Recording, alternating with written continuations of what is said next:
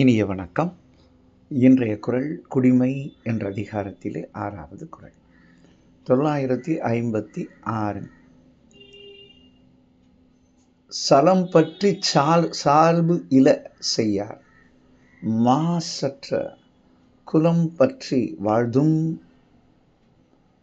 என்பார். இதான் குறள். சலம் பற்றி சால்பு இல செய்யார் மாசற்ற குலம் பற்றி வாழ்தும் என்பார்.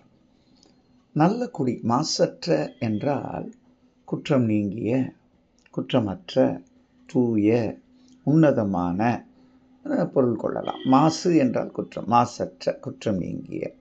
அப்போ மாசற்ற குலம் பற்றி அந்த வழியை பற்றி, அந்த மாசற்ற குலத்தின் வழியே வந்தவர்கள் அவர்கள் எப்படி இருப்பார்கள், அந்த வழி வந்தவர்களுடைய செயல்பாடுகள் எப்படி அமையும், அவர்களுடைய எண்ண போக்குகளும் செயல்நிலைகளும் எப்படி இருக்கும்? இதுதான் வள்ளுவர் கேட்ட கேள்வி. எப்படின்னா, சலம் பற்றி சால்பு இல.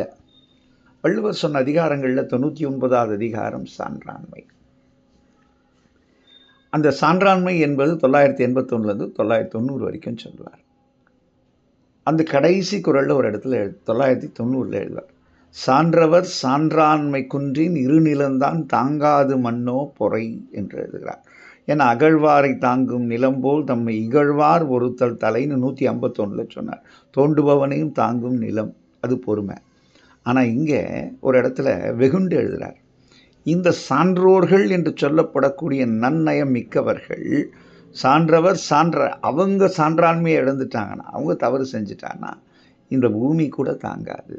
குத்தும்போது தாங்கின பூமி கூட இங்கு உடைந்து விடும். அப்போ அவர்கள் குன்ற மாட்டார்கள் என்பது பொருள். அப்படிப்பட்ட சால்பு இல செய்யார். அந்த சான்றாண்மையற்ற செயல்களை யார் செய்ய மாட்டார்கள்? இந்த குடியில் பிறந்தவர்கள். எந்த குடி? குற்றமற்ற குடியில் பிறந்தவர்கள்.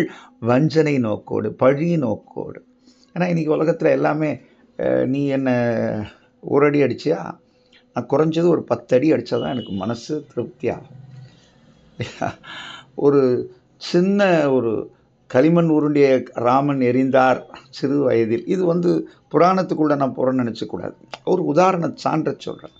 தூக்கி கம்பராமாயணத்தில் அப்படி தூக்கி எரிஞ்சார்ன்றத கூனி பழி வாங்கியதாக நாம் படிக்கிறோம். அப்போ அந்த ஒரு செயல் கூட பழி வாங்கும் நோக்கோடு இருப்பவர்கள்.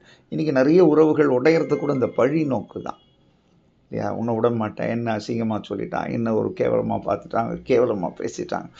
அப்போ இதெல்லாம் நமக்குள்ளே இயற்கையாகவே இருக்குது. அதனால தான் இதை யார் செய்ய மாட்டார்கள்? சலம் பற்றி சால்பு இல செய்யார். இந்த வஞ்சனை கொண்டு அறமற்ற சான்றாண்மை அற்ற செயல்களை நல்ல குடியில், குற்றமற்ற குடியிலே வந்தவர்கள் மறந்தும் செய்ய மாட்டார்கள். அவர்களுடைய அந்த வாழ்க்கையிலே அவர்களுடைய நெறிமுறைகள், அறமுறைகள், செயல்முறைகள் எல்லாம் சான்றாண்மை மிக்கது. அவர்கள் மறந்தும் சான்றாண்மையில் இருந்து இமி அளவும் அவர்கள் விலகி நிற்க மாட்டார்கள். அதுவே அவர்களுடைய அடையாளம் என்று இங்கு அடையாளப்படுத்துகிறார்.